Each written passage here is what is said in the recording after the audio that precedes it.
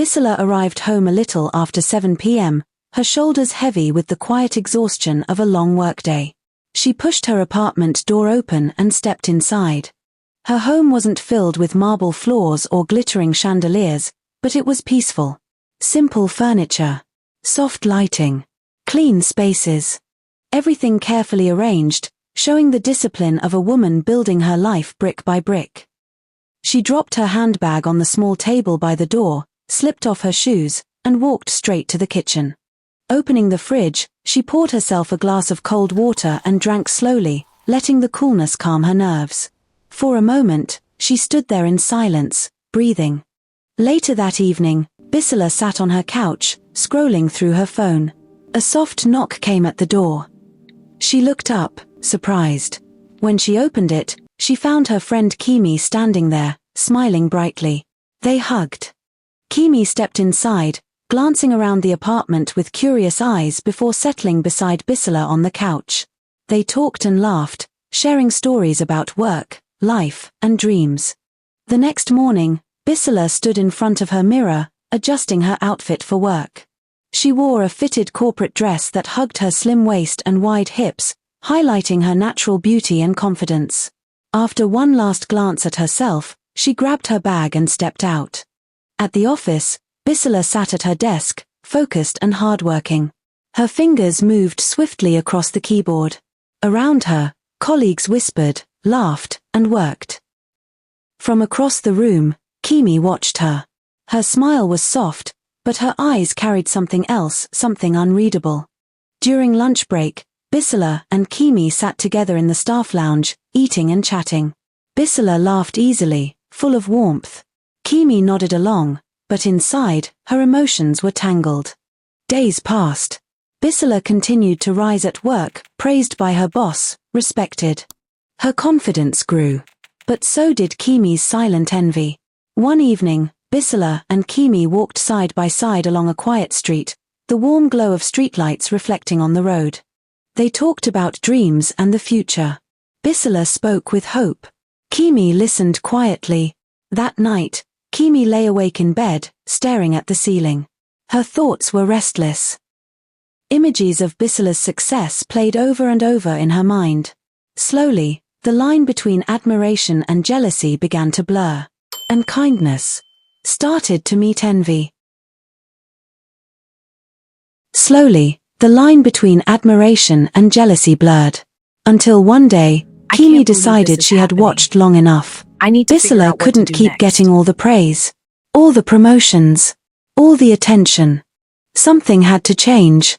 And this time, Kimi was ready to make it happen. Through a shadowy online contact, she found a man people only whispered about, a native doctor whose name was never spoken twice. His shrine sat at the edge of the city, hidden behind tangled bushes and silence that felt alive. The air smelled of burnt herbs and old secrets. When Kimi arrived, fear crawled across her skin, but envy pushed her forward. The man studied her, then handed her a small calabash, sealed tightly. "Put this under her bed," he rasped. "Her star will dim. Yours will rise." That night, Kimi hid the calabash beneath Bisela's bed. And slowly, things began to fall apart. At work, Bisela's once perfect performance started attracting strange criticism. Projects failed without explanation. Meetings ended with disappointment. Promotions slipped through her fingers. Meanwhile, Kimi began to shine. Her name echoed in boardrooms. MDS praised her work. New contracts found their way to her desk. She acted surprised, grateful, humble. And to Bisela, she became even kinder. "Don't worry, Biso," she would say softly. "It will get better." But behind those gentle words was a silent celebration. Then came the final blow. One accusation. One orchestrated mistake. Bisela was dismissed from her job. Just like that, the ground beneath her collapsed. Days turned into weeks. Weeks into months. Bisela searched endlessly for work. Nothing came through. Her savings slowly drained. Rent, food, transport, everything became a struggle. Kimi remained close, always offering small amounts of money. Just enough to survive. never enough to rise. And every few weeks, she returned to the native doctor to renew the ritual. Each time, she left smiling. When everything seemed lost, Bisela decided not to sink. She started small. An online hair business. Dropshipping. Late nights. Endless posting. Customer messages.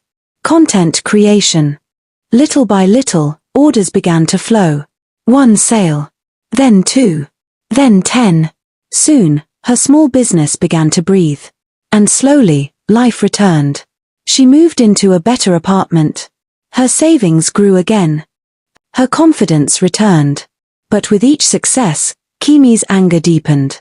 She stormed back to the shrine. The native doctor shook his head. "He who has a star is already bright," he said quietly. "You cannot dim what destiny has blessed."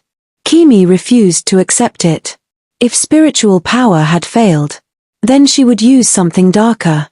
Kimi arrived one afternoon with a warm smile and gentle laughter. "Let me cook for you today," she said sweetly. "You've been working too hard." Bisela agreed, unaware of the storm brewing behind that kindness. In the kitchen, Kimi prepared a rich meal. And when no one was watching, she poured a clear substance into one of the drinks. A slow poison. Carefully measured. When everything was ready, she brought the food and drinks to the table. Bisela watched quietly. Something didn't feel right. Casually, while Kimi stepped away, Bisela switched the 2 glasses.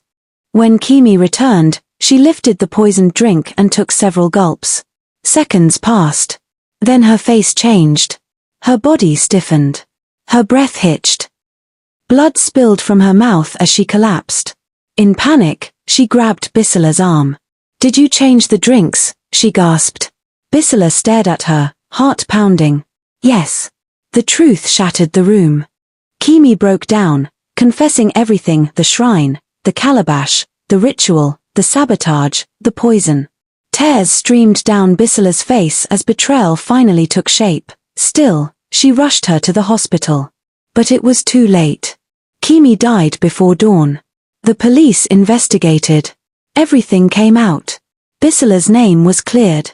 When officers searched Kimi's old room, they found the hidden calabash, cracked and leaking dark residue. And just like that, the chain broke. Bisela's life shifted. Her business exploded. She opened her own store. And in time, love found her too. She met Jerry. They married. And for the first time in years, Bisela lived without fear, without shadows, without betrayal. She had learned the hardest truth of all: not every smile is friendship. Not every helper wants your rise. And sometimes, survival itself is victory.